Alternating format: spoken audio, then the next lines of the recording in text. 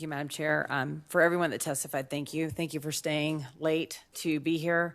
To all the parents who have lost rights to your kids, we will never stop fighting for you. I think one witness said it best: when families fail, societies fail. I think parents are angry at the bills this body continues to bring forward to attack parental rights, and I think it shows. I'll be brief. I do think it's worth noting for the record that we didn't hear opposition testimony today.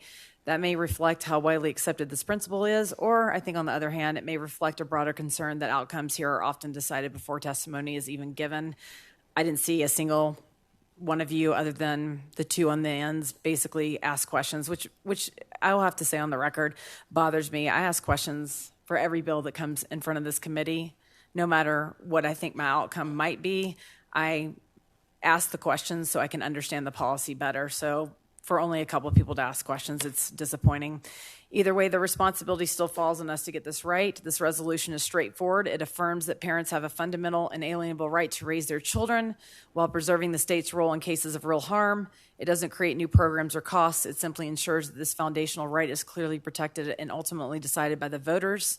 At the end of the day, this is about clarity and consistency in how we treat families across Colorado. And, we'll just keep bringing it forward. We have 4 more years to do this, right? So we'll just keep on keeping on. I ask for an aye vote. Representative DeGraff.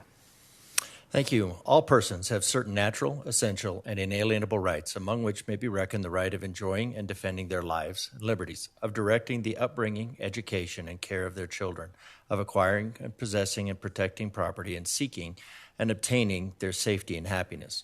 So what we're looking at doing is just inserting that very natural statement into what is already ensconced in our Constitution. As per my opening, parental rights are not a modern invention. They are grounded in what our founders called the laws of nature and nature's God, and they are grounded in the foundational laws of our nation.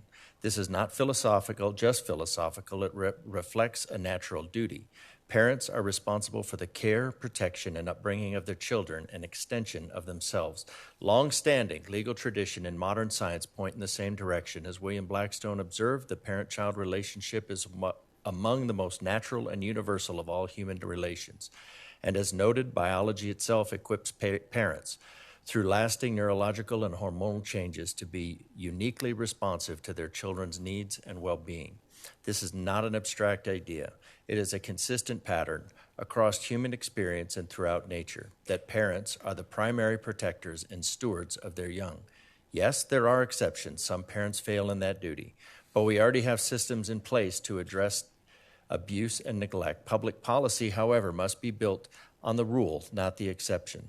This HCR places these rights and responsibilities squarely within others that can also be deprived via due process, just not by an arbitrary and impersonal bureaucracy with conflicted interests.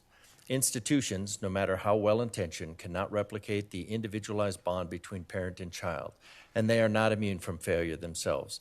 So to restate the central question before this body, should the state displace parents as a primary decision makers in a child's life? It should not. I respectfully ask for your support.